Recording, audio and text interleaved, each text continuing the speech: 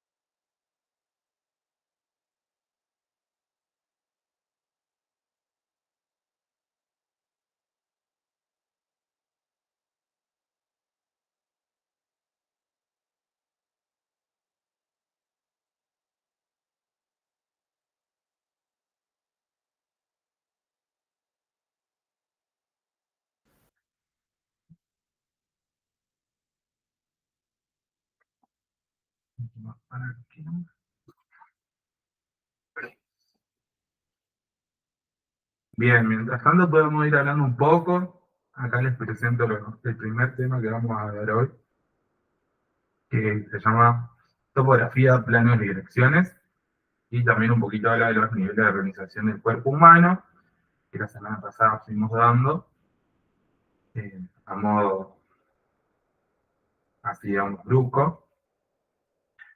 Biofísica y bioquímica, vi que están preguntando en el chat, eh, eso lo vamos a ver la semana que viene, porque en realidad cuando ustedes iniciaron la cursada, lo primero que vieron fueron sistema digestivo. Entonces yo pensé en darle lo más básico, que hablaba de células, de los tipos de direcciones, digamos, cómo dividir este cuerpo, y después pasar al digestivo y directamente seguimos el ritmo de la cátedra, eso es lo que había dicho ya la semana anterior. Al seguir el ritmo de la cátedra implica que la semana que viene veamos un poco lo que es biofísica y bioquímica. Yo pregunto ahí, veo que me están respondiendo por el chat. Eh, Mientras tanto, ¿alguien tiene, digamos, alguna duda con lo que vimos la semana pasada? Que vimos células y tejido del cuerpo humano. Es importante que si a ustedes les queda alguna duda, ahí les pongo un poquito la cámara, puedan, digamos, más que nada decirlo ahora para ir reforzando contenido. Y otra pregunta que iba a hacer es el tema de las guías. ¿Cómo vienen ustedes con las guías? Si las vienen haciendo, si no las vienen haciendo, si se manejan también con las guías o no. Eso es importante para saber. Bien, ahí responden un resto.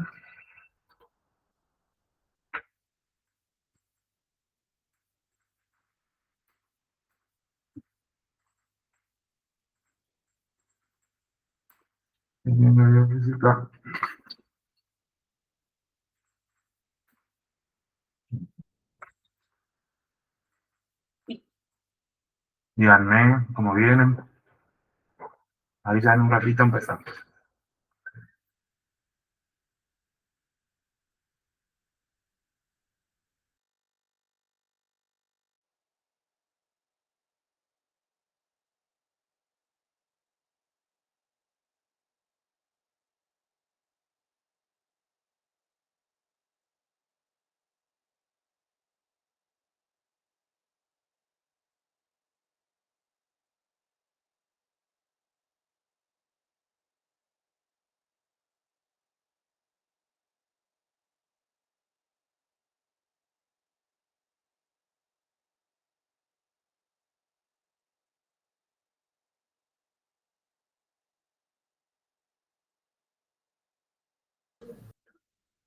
Bien, ahí ya empezamos. Empiezo a compartir pantalla.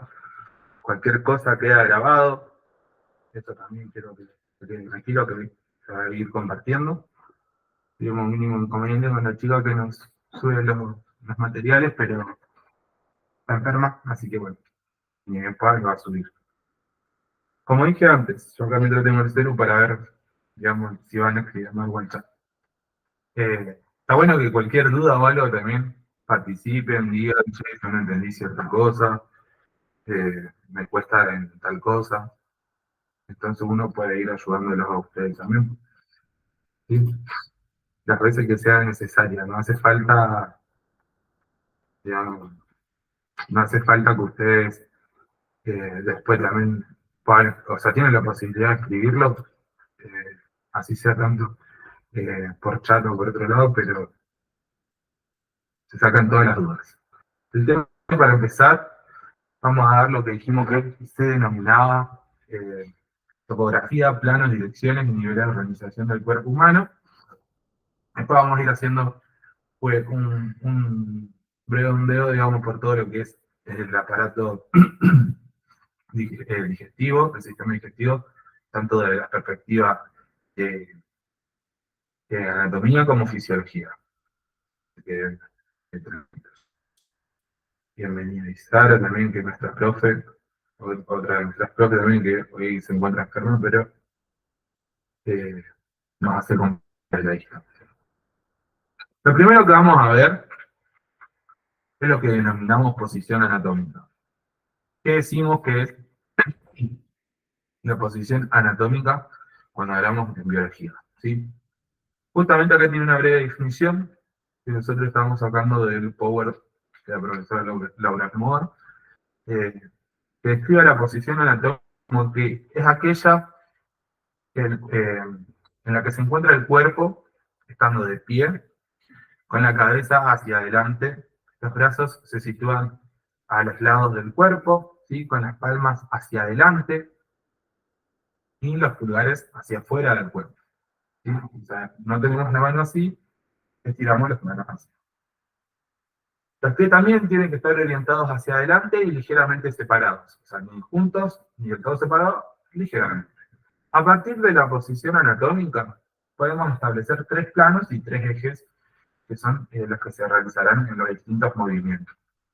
Eso hay que tenerlo en cuenta. O sea, lo que nos da pie para hablar de planos y posiciones es la posición anatómica. Para más abajo está el dibujito para que ustedes vean cómo es la posición anatómica en un dibujito. Posterior a eso, cuando hablamos de planos anatómicos, hay que entender para qué, digamos, nos sirve hablar de una posición anatómica y, o sea, por qué tiene que estar en esa posición y cómo yo puedo dividir al cuerpo humano cuando tengo que hablar de eso. Entonces nos sirve para estudiar el cuerpo humano. Son líneas imaginarias que se inician en ciertas estructuras anatómicas reconocidas con el fin de dividir en planos al ser humano para localizar estructuras anatómicas o lesiones patológicas también.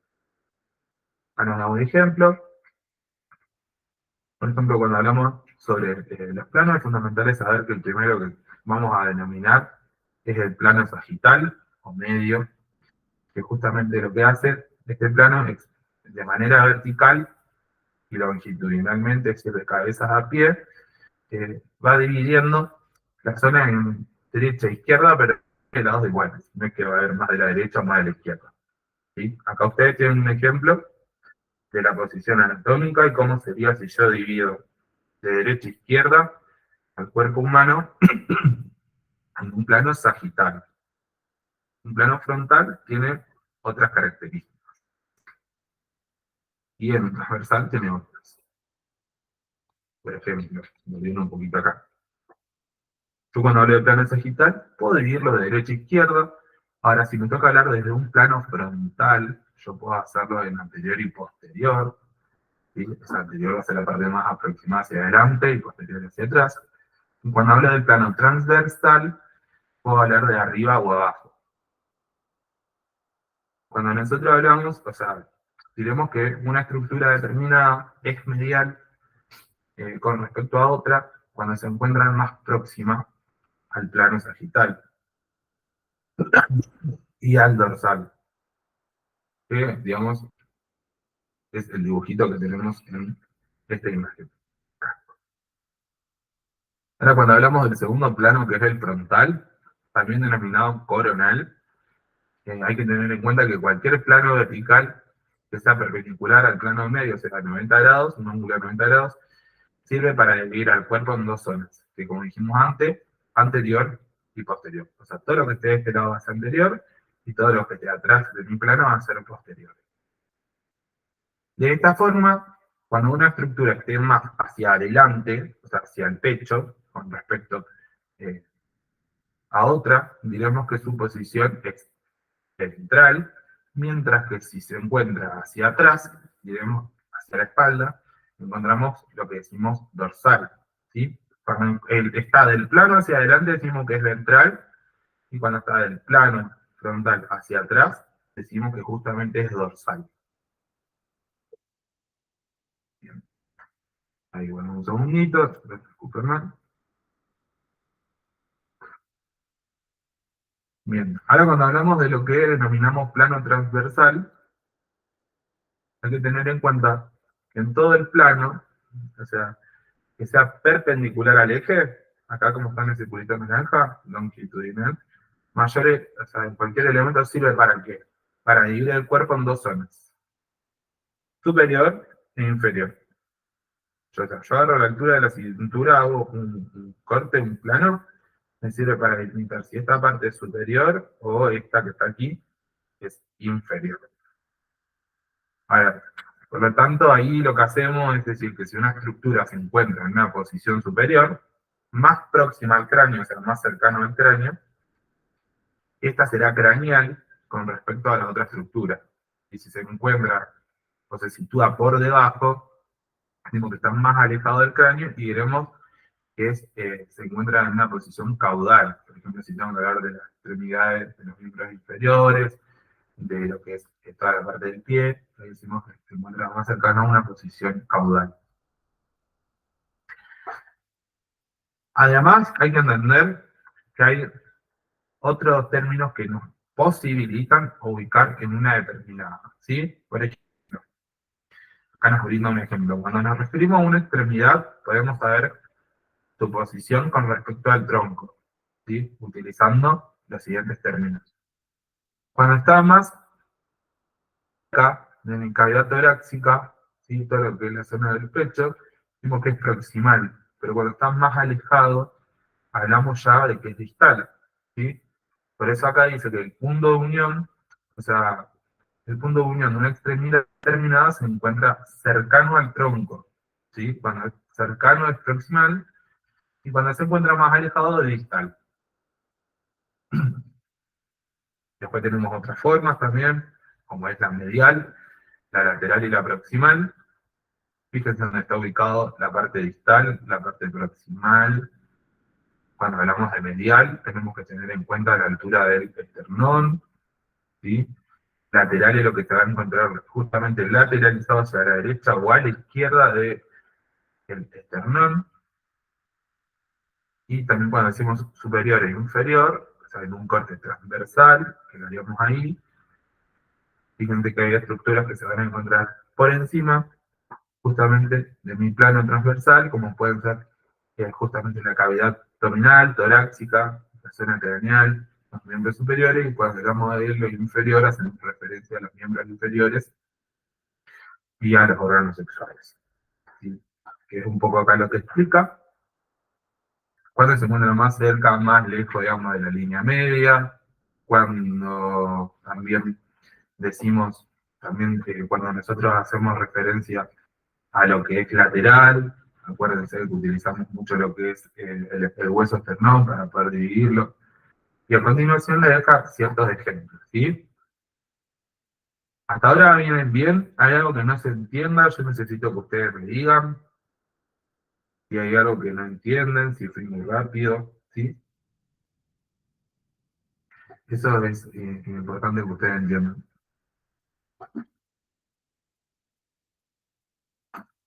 Pueden compartírmelo. Bien, bien, me dicen ahí.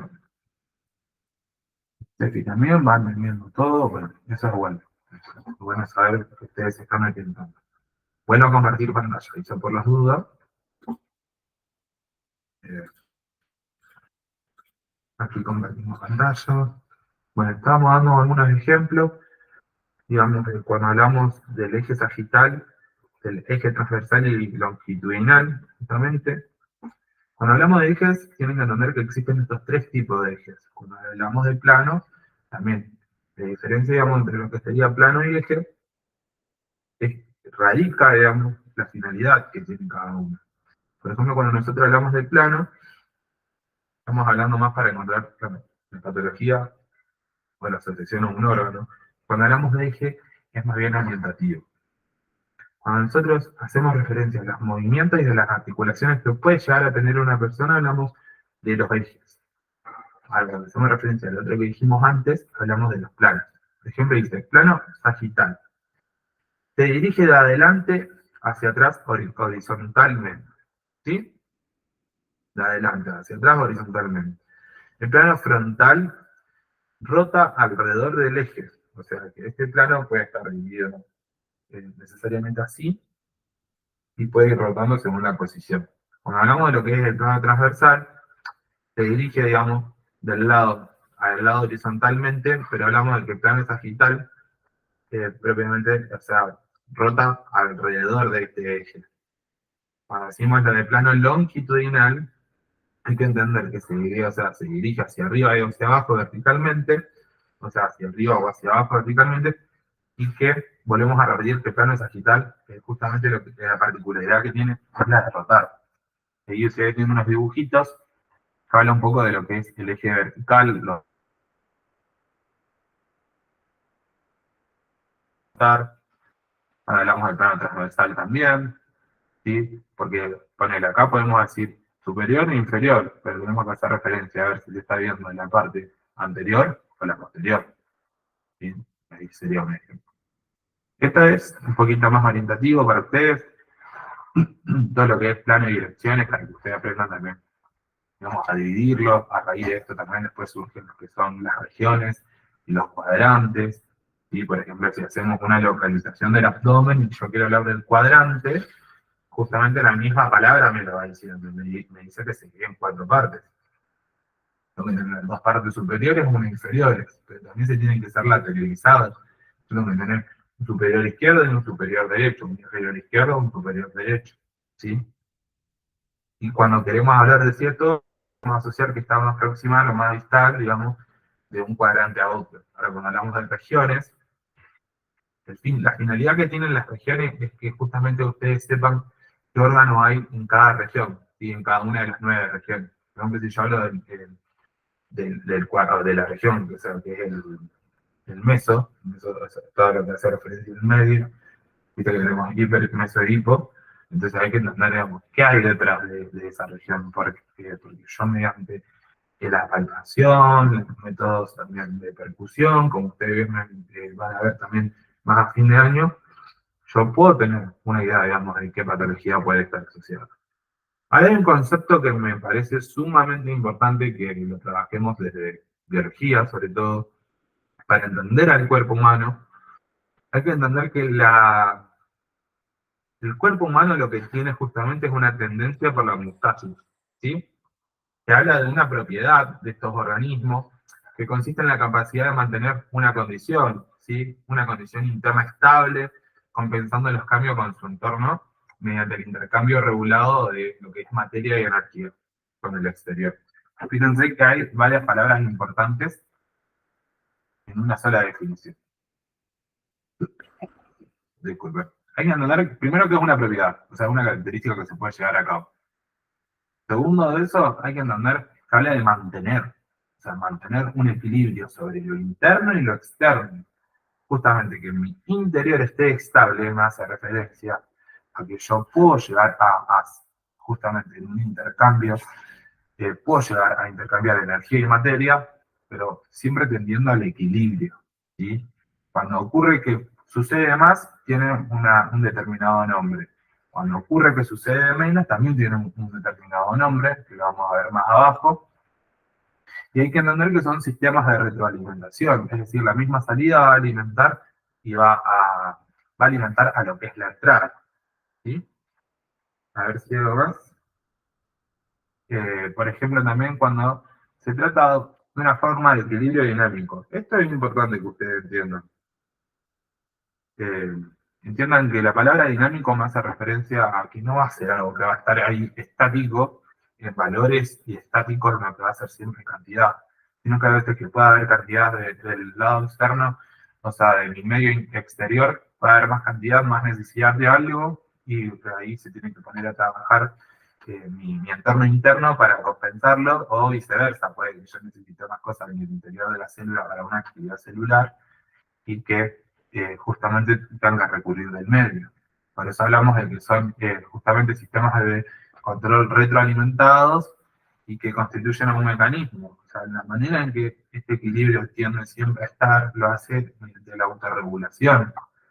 Acá los ejemplos de homeostasis pueden ser la temperatura, el balance de acidez y alcalinidad cuando hablamos de pH. Ahí también, digamos, es importante que ustedes entiendan que no existe, digamos, algo fijo, sino que cuando mi retroalimentación o mi autorregulación de la temperatura. Yo tengo temperatura demasiado elevada y mi cuerpo, por un mecanismo de retroalimentación negativa, porque lo que va a hacer es bajar esos niveles, volverlos adentro de lo que es una, si hablamos de placas, para que no se sobrepasen, o sea, si se me paso mucha temperatura, no la puedo controlar, la finalidad es la muerte. Entonces va a tender a retroalimentarse, va a tender justamente a todo lo que es tener ese equilibrio, esa estabilidad para también luego bajarlo. Entonces, eso es un ejemplo de retroalimentación negativa. Ahora, si hablamos a la hora del parto, cuando nosotros hablamos y decimos que se estimula cierta glándula en nuestra, cierta glándula que se encuentra en la neurohipófisis, ustedes lo van a ver más adelante, que se denomina oxitocina. O sea, si esa dilatación se hace muy constante y demasiado elevada, también me puede generar incluso la muerte de ese ser vivo, pero ahí ya no es más una retroalimentación negativa porque no está queriendo, digamos, regular, sino que está dando de más. Hay algo importante que ustedes tienen que entender. Cuando hablamos de equilibrio, ¿sí? Acá pasamos un poquito más. O sea, el equilibrio es o sea, el equilibrio en un medio interno, como por ejemplo es nuestro cuerpo, nuestro organismo, realiza respuestas adaptativas. Eso es importante, respuestas adaptativas, con el fin de mantener la salud. ¿Sí? Los mecanismos homeostáticos y autorregulativos actúan mediante procesos de retroalimentación y de control. Acá ustedes tienen un ejemplo, ¿sí? Que dice integrador, efector, variable y sensor. O sea, mi cuerpo puede actuar bajo un estímulo sensitivo, sí, puede actuar. Puede mandarme más, puede mandarme menos. Justamente cuando llega el integrador, lo que hace es tener como punto de ajuste, ¿sí? Punto de retroalimentación.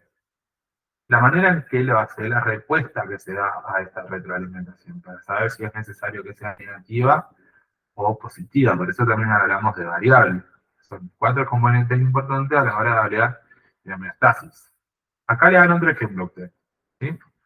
Dicen que, por ejemplo, la placa homeostática, los límites dentro de los cuales se representa la retroalimentación negativa, en este caso porque digamos, es una retroalimentación que vuelve a mi punto de partida, no es que tiende a salirse.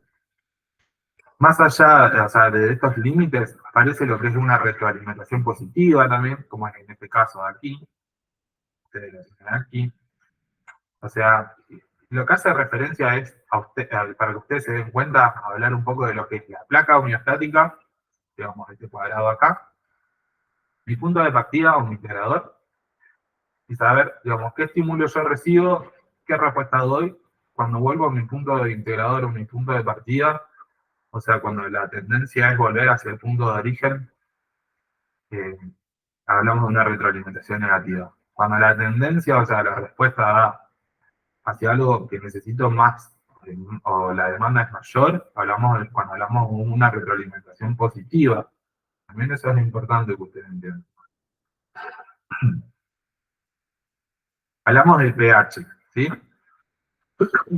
Es importante que ustedes entiendan que existe cierta escala. Ustedes hagan referencia, digamos, asocien a cuando hablamos de acidez, cuánto yo de pH estoy hablando, y cuando hablo de alcalinización o a que algo es alcalino, cuánto pH puede llegar a tener. Esto oscila y varía dentro del cuerpo humano constantemente. Óptima, o sea, lógicamente, como es una escala de 0 a 14, decimos que a nivel del 735, 745 es el pH en sangre del metabolismo corporal, ¿sí? Constantemente genera números y productos, tanto ácidos de desechos, que retan su capacidad de mantener el pH dentro de eso que es el intervalo. Las consecuencias de no hacerlo son graves, ya que los valores de pH menores a esos producen acidosis dentro de la sangre, ¿sí? O sea, si yo no tengo un sistema que me vaya regulando también el pH interno de lo que es la sangre, puede ocurrir que necesariamente es medio raro que se llegue a cero, pero podemos oscilar en una escala de un 0,5, un 1 hasta un 6, y ahí podemos hablar de que tenemos acidosis dentro de lo que es justamente la sangre. Si la situación es al revés, digamos, vamos a hablar de lo que es alcalosis. O sea, es la tendencia por superar y salir de mi número óptimo neutro, que es el 735, 745. Si mi pH en sangre es de 10, hablamos de que tiene alcalosis en sangre. Justamente lo que hace es que puede representar un peligro, ¿sí? Todo sistema que se vaya de mi punto de origen y sea de manera descontrolada y ya el cuerpo no lo pueda volver a controlar, justamente representa un peligro, porque la finalidad muchas veces termina siendo la muerte de esas personas, ¿sí? Como dijimos antes con la temperatura. Si yo tengo una temperatura demasiado elevada, y yo consumo algún tipo de antibiótico, ¿sí? Algún tipo de antifebril, y no me hace efecto, si yo me quedo en mi casa puedo correr riesgo incluso hasta de morir. Ahora, si por ejemplo yo estoy en mi casa y mi escala de pH es ácida en sangre, yo puedo correr riesgo, porque necesariamente eso me va a conllevar a otras cosas, a otras patologías que se van a terminar derivando. Ahora, en niveles generales, o sea, perdón, me salí un chiquito, ahí volvemos, que un moco yo no tenía en otro lado. En niveles generales, decimos que el pH óptimo es el que se encuentra dentro del 7. Muy extraña vez, o muy rara vez, vamos a encontrar un ser humano que tenga el pH 7. Siempre va a oscilar y va a variar eso. Pero es para que ustedes entiendan, digamos, que a partir de lo que es 7,50, 7,35, encima hablamos de que es alcalino, cuando es inferior a 7, así sabe que estamos diciendo que es 6,50, estamos hablando de que está levemente ácido. Esto es para que ustedes tengan referencia. Existen muchos sistemas dentro del cuerpo humano que van a tener en cuenta el equilibrio, van a tender al equilibrio. Ahora cuando veamos digestivo, también tenemos que entender que, por ejemplo, nuestro estómago tiene un medio ambiente ácido y necesariamente va a haber ciertos mecanismos que lo activen para que sea alcalino y se encuentre justamente lo que es, digamos, el equilibrio, esta cuestión interna. ¿Sí? Acá, por ejemplo, un ejemplo de la temperatura. ¿Sí? Hablamos que la temperatura corporal también requiere cierto control homeostático, ya que en un día de temperatura donde el medio ambiente puede oscilar entre los 0 y 40 grados, y a pesar de esa fluctuación, normalmente el punto de referencia puede ser la temperatura corporal, ¿sí? Y aunque puede variar, que en grados Celsius, en cuanto el curso es de 24 horas, pero esto sirve como un modo de ejemplo para ustedes, ¿sí? Si yo tengo demasiado calor en mi medio externo, en mi entorno, como puede ser 40 grados, 44 grados, imagínense, o sea, que haya una sensación térmica, no, una temperatura de 44 grados. Vamos a andar todos desesperados para que el cuerpo regule y vuelva a bajar esa, o sea, la temperatura interna y yo lo sienta de otra manera, pero si ocurre algo dentro de mi sistema de retroalimentación que se vuelve positivo y no me permite, o sea, generar ningún tipo de mecanismo para que yo pueda regular esa temperatura y adaptarla a mi propio cuerpo, incluso puede ocurrir la propia muerte, como dijimos antes. Vamos a seguir un poquito. Acá es para que ustedes entiendan, digamos, lo que es estímulo. Hay que entender que todo estímulo justamente viene de la parte sensitiva del cerebro, del sistema nervioso central. Existen ciertos centros de control, ciertos lugares donde esto va a ser un lugar integrador, o como vimos en el grupo anteriormente, un punto de partida para poder dar una respuesta eficaz. Pero como decimos que es justamente un sistema de retroalimentación, esta parte efector, o sea, la respuesta efectora que dé mi cuerpo, tiene que volver como origen a impactar sobre el estímulo. Y no deja de ser un sistema de retroalimentación y podemos hablar de un sistema abierto o cerrado, depende de si la respuesta es efectiva o si mi estímulo pasa al sensor. Justamente, recuerden esto, cuando hablamos del sistema de retroalimentación, al retroalimentar necesariamente yo tengo que hacer referencia al estímulo, a mi entrada del sistema. ¿Sí? Pero acá les he dado otro ejemplo de la temperatura corporal, que ya más o menos lo venimos hablando. También existe lo que se denomina retroalimentación negativa y positiva, como dije más arriba. Los sistemas corporales, o sea, controlados homeostáticamente, así autorregulados, justamente lo que tienen es que son mantenidos por asas de retroalimentación negativa en un intervalo pequeño, alrededor de un valor de referencia. O sea, mi cuerpo mismo va adquiriendo ese valor de referencia, adaptando todo lo que es condición óptima de lo que no es condición óptima. A eso hacemos referencia cuando hablamos de un valor de referencia. Cualquier cambio o desviación, digamos, de estos valores normales es justamente contrarrestada. Por eso decimos que la misma respuesta de un propio cuerpo puede llegar a controlar el estímulo o la entrada de la necesidad. ¿Sí? Y cuando decimos que las asas de retroalimentación negativa requieren un receptor específico, también hablamos de que un control central, digamos, y un efector. Hacemos referencia al receptor, al control central, que a un efector. Esto tenganlo en cuenta porque cuando ven a lo último, sistema nervioso, también hay que tener en cuenta cómo es, digamos, el mecanismo por el cual el cuerpo recibe el estímulo y cómo es que da la respuesta. Si lo queremos relacionar un poquito. Hasta ahí nomás porque yo no quiero asustar a nadie. Acá, bueno, de vuelta con la temperatura como ejemplo de la retroalimentación negativa. Cuando nosotros hacemos referencia a una retroalimentación, ¿sí? Es un proceso por el cual el cuerpo detecta un cambio y activa ciertos mecanismos que aceleran ese cambio. ¿Sí? O sea, es una detección de que algo no está yendo bien y puede acelerar ese proceso.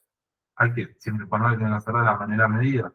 Esto también puede ayudar a la homeostasis, pero en muchos casos lo que produce son efectores opuestos y pone en peligro la vida de las personas. Acá, como le dije antes, el ejemplo del parto. El cerebro estimula a través de la glándula pituitaria para que libere oxitocina. La oxitocina viaja por el torrente sanguíneo hacia el útero.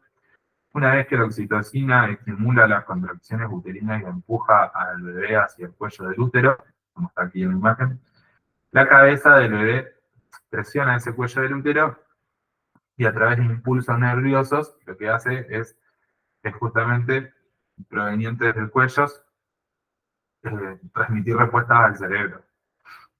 Supongo que estas respuestas que ganché el cerebro para que la glándula pituitaria no me mande más oxitocina. Entonces ahí es algo de retroalimentación, ¿sí? Pero si esa respuesta que le llega al cerebro, o sea, mi primer estímulo que justamente hablamos de la glándula pituitaria y de la oxitocina es, y bueno, quiero más, necesito más, hay que saber también cuándo más, porque puede llegar a ocurrir todo lo que hablamos cuando hablamos de retroalimentación positiva.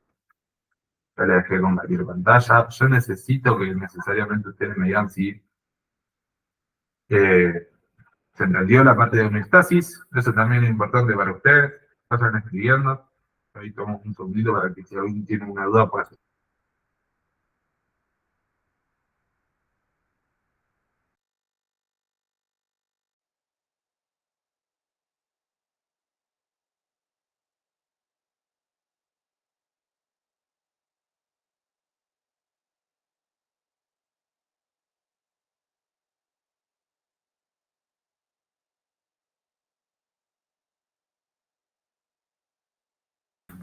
¿Cómo puedo identificar cuando me hace referencia a una retroalimentación negativa de una positiva?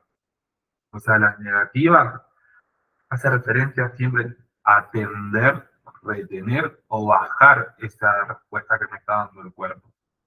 Por ejemplo, volvemos siempre al mismo ejemplo, pero que, bueno, que más se entiende. Si hablo de la temperatura,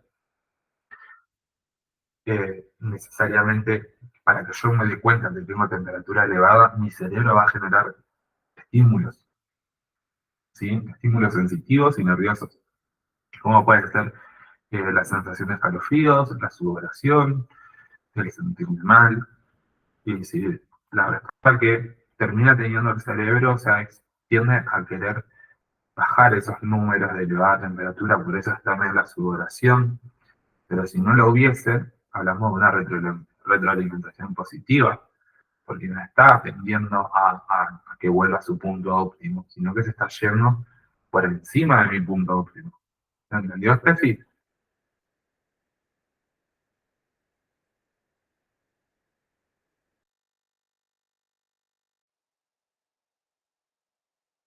Genial.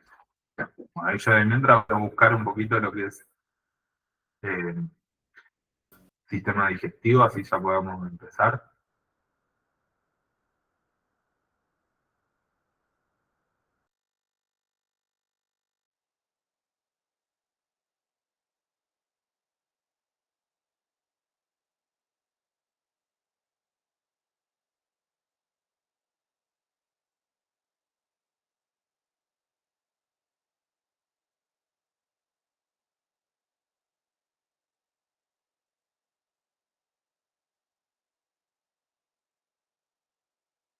Bueno, ahí vamos a empezar a convertir. Yo le busqué necesariamente el material que ustedes están utilizando para ver sistema digestivo.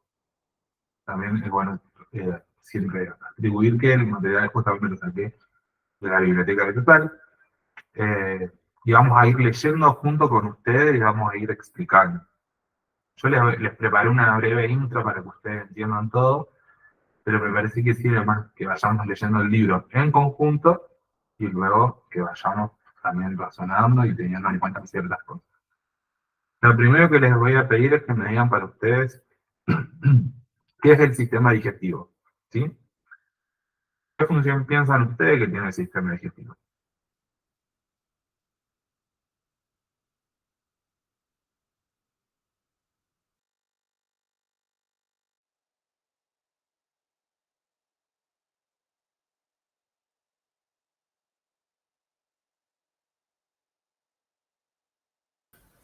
Bueno, acá ahora les presento para que ustedes tengan en cuenta, digamos, qué es cuando hablamos de sistema digestivo. Está aclarado que justamente este es el material que utilizan ustedes en la cátedra, ¿sí? Bien. Lo primero que hay que entender es esta intro, esta pequeña intro. Yo voy a ir andando rápido, o sea, ustedes como verán, son varias páginas. Estas, como dije antes, es un grupo de estudio, así que yo calculo que las personas que están conectadas estarán también con sus libros conectados, también estarán atentos escuchando para seguir mi libro. Lo primero que hay que entender, digamos, del sistema digestivo es qué función tiene el sistema digestivo. O sea, el acto de que los seres humanos nos alimentemos no habla simplemente de que el ser humano se alimenta. Primero hay que entender que nos alimentamos para que para adquirir energía, calorías necesarias, también para adquirir nutrientes, vitaminas, ¿sí? Y que, o sea, cuando hablamos del alimento propiamente dicho, hay que tener en cuenta de que ese alimento no va a estar siempre de la misma forma, va a haber distintas partes del cuerpo que se van a ir modificando, ¿sí? Tanto su contextura, su composición. Y hay que entender, digamos, lo que es la digestión, digamos, que es todo este proceso de que el alimento ingresa a través de la cavidad oral hasta ser expelido, por lo que hablamos a través del colon y recto, ¿sí? Vamos a empezar un poquito. Acá a ustedes les marca justamente cómo se organiza este sistema digestivo. Acuérdense que ahora vamos a hablar toda la parte anatómica del sistema digestivo. Vamos a ver un poquito la fisiología. Para que ustedes tengan en cuenta, a priori, acá hay un dibujo en el cual describe muy bien toda la parte de composición, cómo está compuesto este sistema digestivo, pero no les abarca y no les dice, digamos, cuáles son las glándulas y cuáles son los órganos esenciales de mi propio sistema. Después, más abajo, se lo va a decir y también vamos a hablar un poco de lo que son las paredes del tubo digestivo. Cuando hablamos nosotros de los componentes de nuestro sistema digestivo, decimos que nuestra cavidad oral está compuesta justamente por los labios, las mejillas, la lengua, ¿sí? Lo que son los dientes, nuestro paladar duro, nuestro paladar blando. Hay distintos tipos de glándula. Tenemos la glándula, justamente la glándula salival, la glándula sublingual y lo que es la glándula, eh, perdón, lo que es la glándula mandibular, ¿sí? Después está la faringe, la laringe, el tráquea, todo lo que es el esófago, el estómago, el hígado, fíjense que también forma parte, nombran al diafragma, después nombra también un poco lo que es el páncreas, los vasos, todo el recorrido de mi intestino delgado, todo el recorrido de mi intestino grueso y bueno, llegar hasta el conducto anal.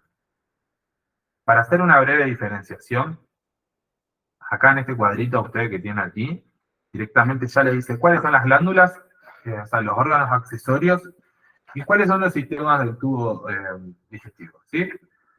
Por ejemplo, cuando hablamos de boca, ahí entraría todo lo que es la lengua, el paladar, todo lo que son las mejillas, los dientes, etc. También hace referencia a la faringe y al esófago, tienen cierta finalidad que la vamos a ver más adelante.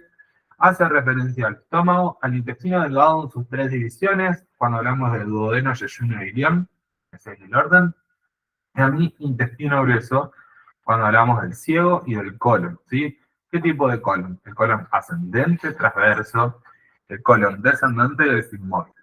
Después vamos al recto de conducta anal, como para terminar de hablar, digamos, de cuáles son todos los órganos de mi sistema digestivo. Cuando hablamos de los órganos accesorios, necesariamente hablamos de que son órganos importantes, o sea, tienen cierta funcionalidad, pero no pertenecen a mi sistema original cuando hablamos del sistema nervioso. O sea, son las glándulas, como dijimos antes, están las glándulas salivales, las cuales contienen la parótida, las glándulas mandibular y la glándula sublingual. Hacemos referencia a lo que es la lengua, los dientes, al hígado, a la vesícula biliar, al páncreas y al apéndice vesiforme, ¿sí? También ahí tenemos otra cosa. Eh, También hacemos, más adelante hablamos ahora de lo que es el tubo digestivo. El tubo digestivo tiene como referencia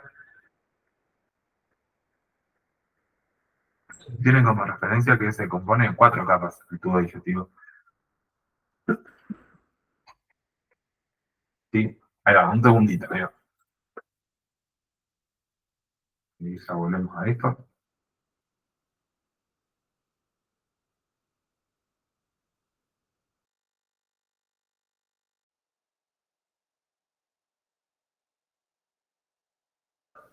Bien, volvemos un poco aquí. Hacemos referencia a lo que es el tubo digestivo, propiamente dicho, ¿sí? El tubo digestivo van a ver que se compone de ciertas capas, que son, en este caso, vamos a nombrar a 3, teniendo en cuenta de lo más interno hacia lo que es hacia afuera. El primero es la mucosa, después tenemos justamente una capa de submucosa, una capa muscular y una serosa, ¿sí? Que acá lo empieza a nombrar un poquito.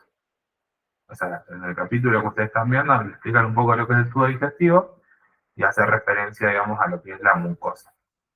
Ahí se verán ver un poquito de imagen. Ustedes, si se ven mal, díganme. Necesito también eso para saber si estamos bien. ¿Se ve mejor ahí?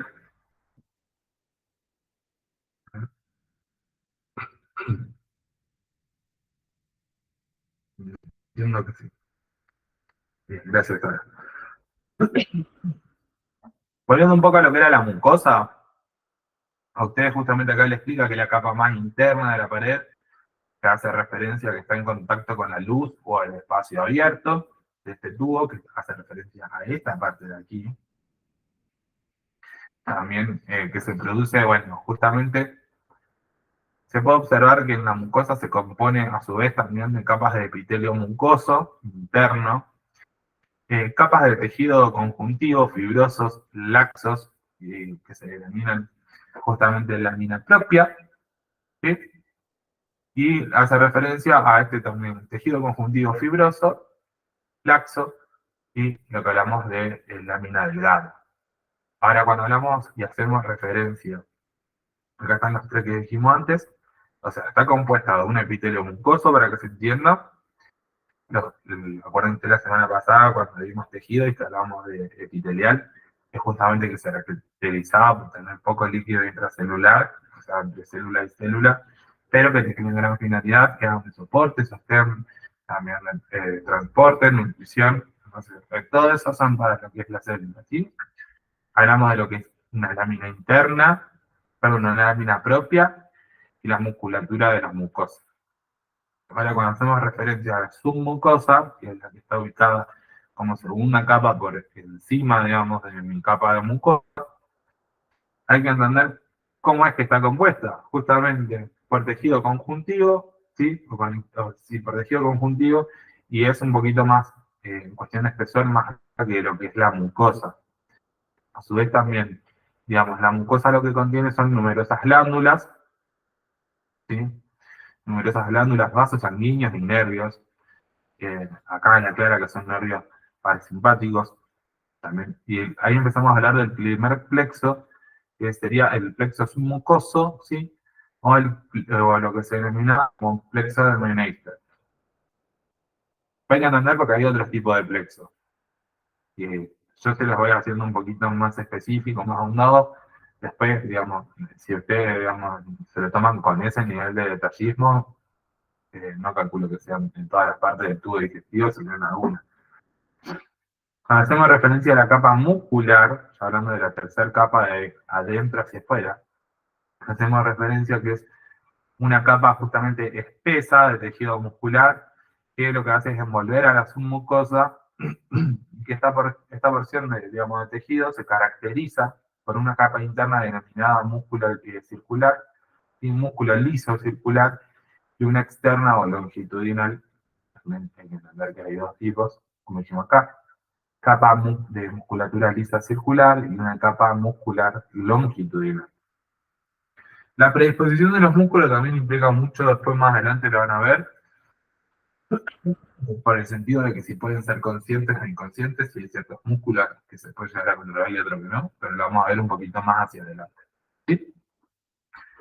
Y haciendo un poquito de referencia a lo que es la capa serosa, siguiendo un poco por aquí abajo, hay que tener en cuenta que justamente lo que tiene la serosa es que, digamos, es la pared más externa, lo que yo puedo notar más afuera de mi tubo digestivo, y que está constituida por justamente una membrana serosa, ¿sí?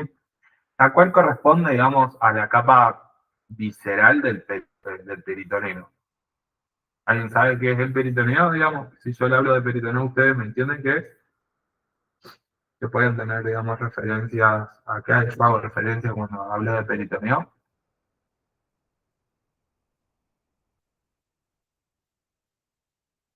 Ahí estoy leyendo, ¿no? Bueno, peritoneo justamente lo que hace referencia es a cierto movimiento intencionado, que después lo vamos a ver cuando hablamos de todo lo que es la cavidad abdominal, ¿sí?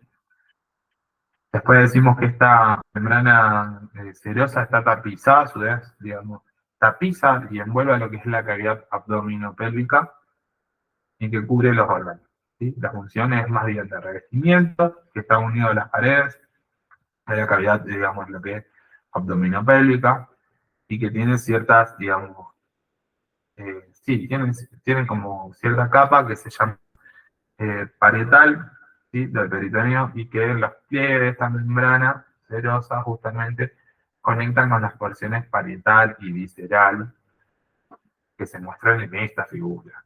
Y el hecho de que tenga pliegues, ustedes piensan que en este caso estamos hablando de la pared del tubo digestivo general, pero más adelante cuando los nutrientes tengan que estar relacionados, ahí justamente cambia la cosa. Hay diferentes etapas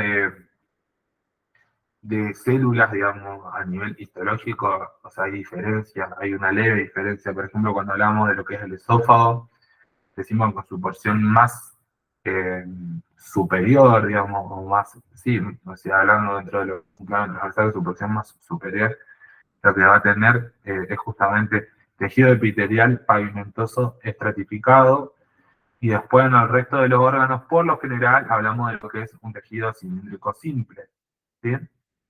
Este es un cuadrito que ustedes tienen que tener en cuenta, que bueno, está bueno también. Acá hace referencia un poquito, digamos, a la boca, hace referencia a la composición de la boca, que acá les denomina los labios, les nombra un poquito lo que se denomina filtro para que ustedes tengan en cuenta, ¿sí? Tubérculos. Cuando hacemos referencia a la boca, a una estructura, a la cavidad oral, justamente fíjense cómo se los denomina a ustedes. Labio inferior, labio superior, ¿sí? Después le nombra justamente las fauces, ¿sí? Que es lo que hay que entender como que termina o empieza, digamos, una cavidad, tiene esa función de contención. Después hablamos de la ula o epiglotis, ¿sí? De las amígdalas paletinas, fíjense en dónde les hace referencia, si vemos hacia los costados, van acompañando todo lo que es la cavidad oral. Sí, habla de una diferencia entre paladar blando y paladar duro. En su forma más externa, o sea, más hacia afuera está el paladar duro y más en el interior el paladar blando. Hace referencia, bueno, a la lengua, que es parte importante, a la mejilla, que también es parte importante. Bien. A ver si hay algo más. También Bueno, cuando hablamos de las mejillas, ¿qué es bueno entender? Hay poquitas cosas que entender, digamos, de lo que es mejilla, digamos, hay que entender. A ver, vuelvo un chiquín aquí. Ahí estamos, volvemos aquí. Hay que entender básicamente, digamos, cuando hablamos de mejilla, que son los límites laterales de la cavidad. ¿Sí? Límites laterales de la cavidad. Aquí ustedes no van a andar tanto. Sabe que existe un epicum, o sea, un paladar blando, un paladar duro. Eso sí, también cuando hace referencia a la lengua, hay que saber ubicar, digamos, la cuestión de las papilas, ¿sí? Hay ciertas papilas en ciertas zonas de la lengua, en una zona más proximal, digamos, vamos a tener lo que son las papilas pungiformes, y en una parte más distal vamos a tener las otras que se denominan filiformes, ¿sí?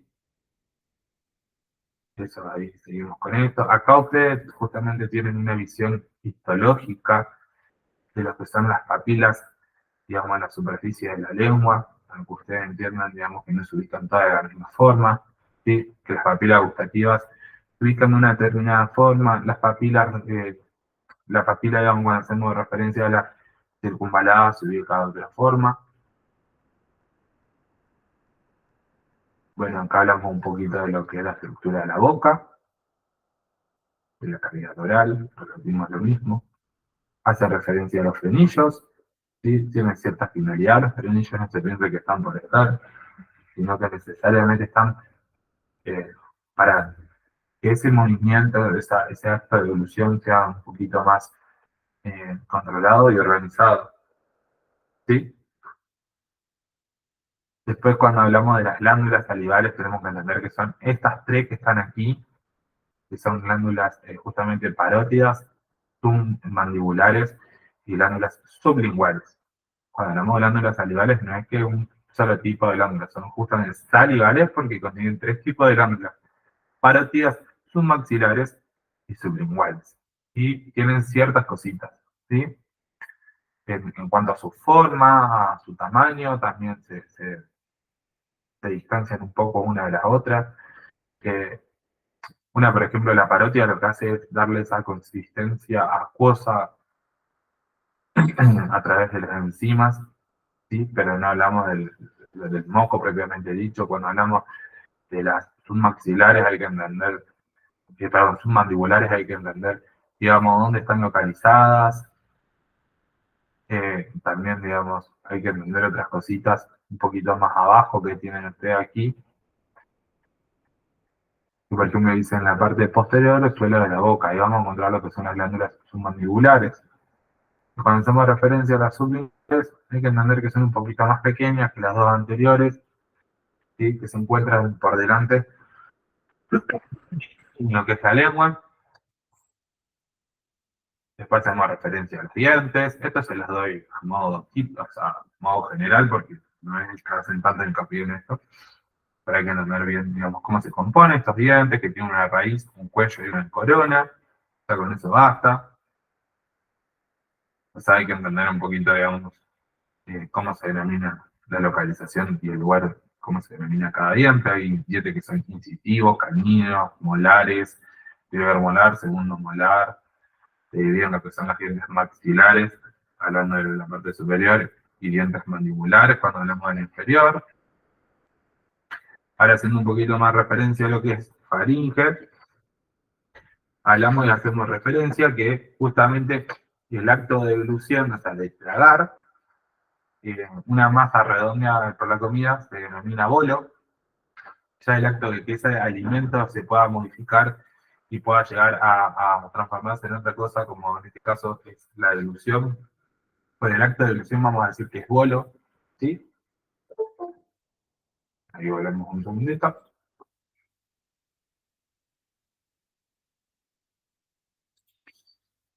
Justamente hay que entender también, digamos, la función principal que tiene tanto la faringe como el esófago, ¿sí? Hablamos de que dentro de la cavidad oral y la faringe va a ocurrir el acto de la devolución, es decir, el alimento se va a empezar a denominar bolo, va a pasar otra cosa. Hay que entender que hablamos de bucofaringe, ¿sí? Que cuando hablamos nos denominamos y decimos que cuando hablamos de bucofaringe hay que entender prácticamente que es hace referencia a la segunda parte de nuestra faringe. Y cuando hablamos del esófago propiamente dicho, hay que entender también otra cuestión, digamos, que se puede denominar el esófago superior, medio inferior, ¿sí? Y piensen que justamente como dijimos antes, tienen como fin conducir, digamos, este alimento, este vuelo que va ingresando a todo, ¿sí? Está iniciando su recorrido por lo que es el tubo digestivo, propiamente dicho. Cuando hablamos de estómago, en cuestiones anatómicas tienen que entender cómo es que se compone este estómago, ¿sí? ¿Qué válvulas o conductos yo tengo tanto al inicio del estómago como al fin del estómago? Por ejemplo, al inicio, digamos, entre lo que conecta el esófago con mi estómago, hablamos más bien de lo que es una válvula, o decimos que está la válvula esofágica, y cuando el estómago tiene que conectar con el intestino delgado, hablamos de la válvula pilórica. Pero hay también que entender cómo se divide este estómago, ¿sí? O sea, fíjense que ustedes tienen una parte que se denomina fondo, cuerpo, ¿sí? Y también, después del cuerpo, también lo que tienen es la parte terminal del estómago. Esto no está acá, pero se los va aclarando. Después les muestro, digamos, las capas, las estructuras que tiene, digamos, este estómago, para que ustedes entiendan. Dentro de la pared del estómago, digamos, también habla un poco de la mucosa gástrica, para que ustedes entiendan. Hay distintos tipos de células, ¿sí? Haciendo referencia de mi lado más interior a mi lado más externo. Eh, Muy por lo profundo podemos llegar a encontrar células endocrinas, ¿sí? Siguiendo por células parietales, células principales y células propias de la mucosa del cuello gástrico. Fíjense que también se la divide en lo que es la serosa, como dijimos antes, dentro de la serosa. Fíjense la disposición de los tejidos. Lo que es la capa muscular hace referencia a que son capas musculares y circulares y oblicuas. Ya acá no tengo longitudinales y circulares, sino que se suma una tercera capa que es la oblicua. Y dentro de lo que es la submucosa hace referencia a, propiamente dicho, lo que son los vasos sanguíneos, los nervios, ¿sí? Y en su parte más externa o interna, hablamos de lo que es justamente los tipos de células. ¿Sí? A ver, algo más. Hasta ahora vengo bien, hay algo que no se entienda, necesito que ustedes me digan. Si necesitan ayuda, que repita algo. ¿Sí? Si hay algo que ustedes necesiten ayuda, por favor díganme. Yo puedo volver a explicarlo. Ahí dejo de presentar un segundito. Sí.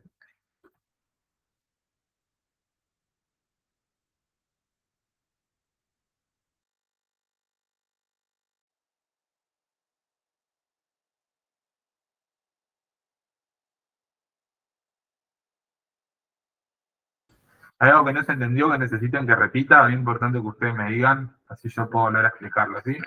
Ahí me dicen que sí, que se entiende. La idea es acercarle a ustedes el material para que ustedes tengan más o menos idea de cómo afrontarlo a la hora que ustedes lo vayan leyendo. Son temas que igualmente ya se fueran dando, ustedes también, digamos, tienen cierta experiencia en esto porque lo trabajamos en clases, se supone que ustedes van a estar haciendo las guías, ¿sí? Bueno, vamos a seguir un poquito más con la parte anatómica y después para la parte fisiológica yo les voy a comentar, digamos, de qué va. Así también lo hacemos un poquito más ameno a la clase. Yo quería ir más que nada ir compartiendo con el libro para que también necesariamente, si igual que todavía no pudo verlo al libro o por una cuestión de accesibilidad, tenga acceso. Vamos a seguir un poquito. Las funciones del estómago. Acá hace referencia a otra cosa importante que ustedes tienen que entender. Dice, actúa como reservorio de elementos, ¿sí? La principal función, en su principal función, los alimentos se almacenan en el estómago hasta que se producen, o sea, hasta que puedan ser digeridos parcialmente y desplazados hacia una zona más distales de lo que es el tubo digestivo. Secreta jugo gástrico, que esto es importante, algo lindo que ustedes tengan en cuenta del estómago, lo cual contiene ácidos y enzimas que lo que ayudan es a la digestión del alimento. Bate a estos alimentos a través de movimientos, lo que hace, a través de contracciones, lo que hace es que esté cubierta, digamos, esta musculatura, fracturándolos a estos alimentos en partículas cada vez más pequeñas y mezclándolos. Secreta también el factor intrínseco, que tiene una función importante, que ahora en un rato la vamos a retomar. Absorbe una pequeña cantidad de sustancias de estas, bueno, esto también es para que acá se incluyen los que son los fármacos, ¿sí? El agua, el alcohol, algunos ácidos grasos. Produce también las hormonas de la gastrina, que ayuda a regular las funciones digestivas. Y justamente la otra es la grelina, ¿sí? Que lo que hace es aumentar el apetito. Y ayuda a proteger al organismo destruyendo bacterias patógenas. O sea, si hay alguna estructura o microorganismo patógeno que por X motivo hasta el momento llega vivo dentro de mi tubo digestivo, yo ingiriendo algún tipo de alimento, actúa también como patíbulo, ¿sí? Ahora tienen que entender que del paso del estómago al intestino delgado existe una válvula que se denomina válvula justamente pública, que no va a pasar todo ese alimento así de una, sino que va a pasar a necesidad y a demanda del propio cuerpo, y va a pasar en diversas fracciones. Entonces, va a pasar por la válvula pública. Cuando hablamos justamente de las divisiones del intestino delgado, hay que entender, acá propiamente se lo dice, que se denomina, digamos, su parte superior, duodeno, que después tenemos otra parte que se convierte en yeyuno, ¿sí? Que justamente gira bruscamente hacia adelante y hacia abajo, y que cuando hablamos de la parte terminal del intestino delgado, hablamos de la zona ilion, que también va a haber otro tipo de válvula que regule todo este pasaje, digamos, del alimento. De lo que antes decíamos bolo, ahora decimos quimo, una vez que ya pasa el alimento del estómago al intestino delgado, y que el estómago hizo su función, ahí denominamos lo que es quimo, ¿sí? Para llegar a la zona del ilion y justamente conectarse con el intestino grueso a través de la válvula válvula ilion, ¿sí? Y hay que entender que justamente venimos de un medio muy ácido como es el estómago y el alimento tiene que necesariamente empezar a regularse. Entonces ahí entraría todo lo que es la ampolla eh, hepatopancreática, que lo que le brinda es alcalinidad para justamente buscar un medio interno estable y para que este alimento sí pueda pasar a ser absorbido de nutrientes y minerales y aguas también, ¿sí? Cuando hablamos de las paredes del intestino, hay que entender que lo que tenemos justamente son, en su parte más superior, digamos, son vellosidades y microvellosidades. Acá en el dibujo se las muestra un poquito mejor.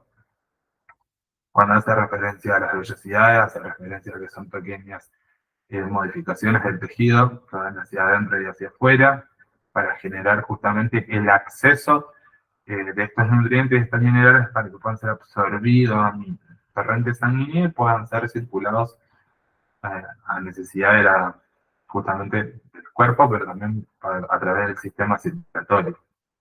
Y las microvellosidades van a notar un poquito más hacia afuera. Fíjense que les muestro también un poquito de lo que es, digamos, las capas de mi intestino delgado para que ustedes tengan en cuenta. El tipo de célula, cuando hablamos de microvellosidades, tenemos que entender que estamos hablando de un tipo de célula epitelial que justamente es un poquito más complejo. Después le muestran, digamos, lo que son las criptas intestinales y las vellosidades para que ustedes entiendan cómo es que pasan esos alimentos, ¿sí? Cuando hablamos de lo que es el intestino grueso también, hay que tener en cuenta, como dije antes, que existe un tipo de válvula entre la zona del ilio y la zona justamente de la parte del ciego, que es donde empieza a la conexión de lo que es alimento y hay una reabsorción de nutrientes y agua por el hecho de que hay ciertas vitaminas, minerales que mi cuerpo no lo pudo hacer en su momento. Bueno, acá ocurre de vuelta lo mismo, que ocurre la formación, empieza a ocurrir la formación y compactación de lo que son las heces intestinales. Hay que entender también, digamos, en dimensiones, digamos, cómo es que se encuentra este intestino grueso, ¿sí? Hay que entender que este justamente este intestino grueso lo que tiene es que se va a encontrar, que va a tener un apéndice, ¿sí? Que lo denominamos antes como parte de una glándula del propio sistema, que se llama glándula verniforme, que tiene como fin. Bien, bien. Ahí me vi una pregunta, preguntan, ¿qué órgano, o sea, se genera el quimo y el kilo? Dijimos que tenemos bolo cuando el alimento ya es procesado a través de la digestión y a través de toda la primera parte de los órganos, ya tenemos bolo. Cuando llega al estómago y el estómago hace su función, tenemos quimo. Cuando ese alimento pasa de ser semisólido a pasar a ser semiblando, tenemos quimo. Ahora, cuando pasa la primera parte de nuestro intestino delgado, ¿sí? Y sigue por la segunda parte, incluso en esta parte del intestino grueso, vamos a tener lo que es kilo. Ya no tenemos más quimo, tenemos kilo, porque incluso cambia hasta la estructura, ¿sí? Un alimento que pasó de ser sólido, semisólido, líquido, y ahora tiene como finalidad terminar siendo justamente semisólido o sólido. ¿Entendió, Steffi? ¿Por las dudas?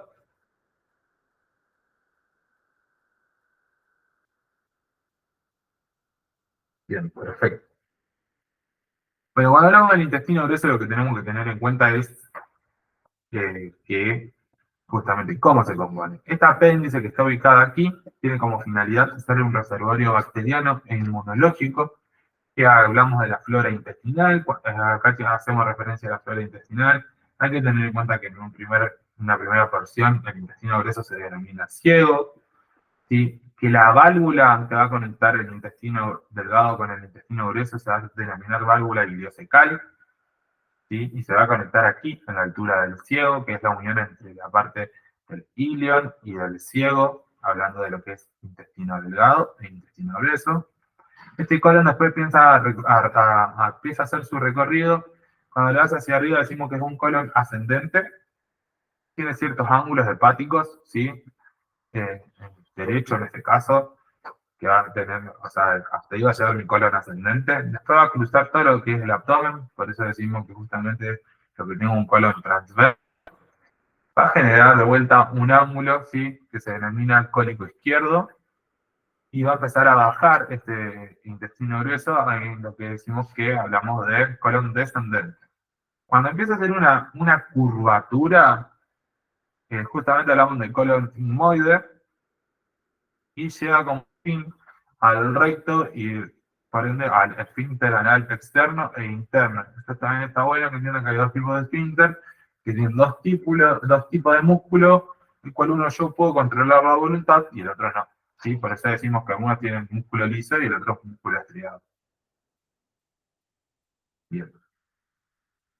Bueno, justamente cuando habla de lo que es la figura del recto, hace referencia al conducto propiamente dicho, hace referencia a que tiene pliegues, ¿sí? Pliegues transversos rectales, hace referencia a lo que es el recto, o sea, la zona del recto y la zona anal, bien, y habla un poquito de lo que es el peritoneo, ¿sí? Que justamente lo que hace referencia al peritoneo es que justamente es una lámina grande y continua de membrana serosa, que lo que tiene como fin es tapizar las paredes de toda la cavidad abdominal y también forma como revestimiento exterior seroso de los órganos, tiene como fin protegerlos. Hasta un poquito la imagen para que ustedes entiendan. Volvemos un poquito aquí. ¿Ya la venimos bien? ¿Algo que no se entienda? Diría que venimos bien. Bueno, yo le hice un pequeño machetito para tener en cuenta ciertas cosas que hay que tener en cuenta cuando hablamos del sistema digestivo. La primera es la diferencia de lo que dijo la compañera entre lo que era el bolo, el quimo y el kilo, que el alimento no se encuentra siempre de la misma manera, sufre cambios necesariamente. Hay que tener en cuenta, digamos, de la función, digamos, de lo que es el esófago y la laringe, perdón, el esófago y faringe, que tiene como fin conducir el alimento para que lleguen al estómago. Hay que tener en cuenta lo de válvula, o esfínter, porque necesariamente ese alimento así como entra no es que, digamos, puede pasar así directo, sino que lo hace a la necesidad del propio cuerpo. Por eso hablamos, cuando decíamos válvula esofágica, válvula pilórica, la válvula cecal, ¿sí? Bueno, eso también hay que tener importante. Hay que tener en cuenta también las diferentes enzimas, o sea, hay enzimas, sí, justamente enzimas que actúan para sintetizar proteínas, como es en la altura del estómago, y por ejemplo en la altura de las glándulas salivales, en la cavidad oral, hay enzimas que están más destinadas a sintetizar los lípidos. Hay que tener en cuenta que tanto en el intestino delgado como grueso lo que ocurre es la absorción de nutrientes y de minerales, y en el grueso ocurre una nueva absorción o reabsorción.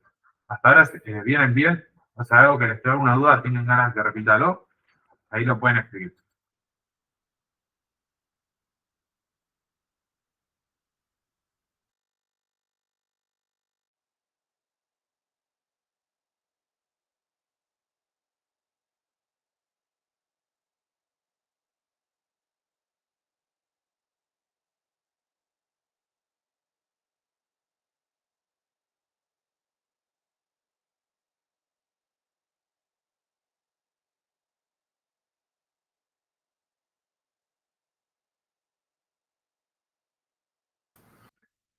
Bien, ahí vi que se entendió. Stephen me viene decidiendo el hilo, así que es importante. Cualquier duda o consulta, si ustedes, bueno, hasta hoy llevamos con lo que es sistema digestivo, no los quiero abatalar tampoco mucho, ni tampoco sobrevasallar. Mi recomendación es que empiecen, si todavía no arrancaron, empiecen un poquito más, tenganla al día esta materia, una materia muy linda, pero que la empiezan a sufrir cuando le pierden el hilo, ¿sí? Traten de tenerla al día, traten de entender siempre la parte que es anatomía y fisiología, pero no por separado, sino que primero una cosa, después la otra y después las dos en conjunto. Eso es importante entender, ¿sí? Entender cómo es que se compone, digamos, de qué tipo de células se compone, qué función tiene, es importante. Bueno, ya fue la verdad que está un poquito medio enfermo, así que hasta hoy llegamos. Le agradezco acá también a las compañeras que han estado en línea, que han sido participando. Mañana tenemos clase de SEA con la profe Yoda también, lo cual es bueno también que aprovechen estas oportunidades, porque esta clase es previa al parcial, y vamos a aprovechar a poder tratar todos los temas que sabemos que entran en el parcial, para que lleguen de una manera mejor, para que se puedan sacar algunas dudas también. ¿Sí? Les agradezco mucho, los espero el próximo martes, nuevamente a las 15 horas, para que puedan sacarse sus dudas, participar, vayan resolviendo las guías y cualquier cosa pregunten, nos buscan en las visitas a través de las redes sociales, vamos en impulso.enfermería. ¿Sí? Un abrazo grande, cuídense.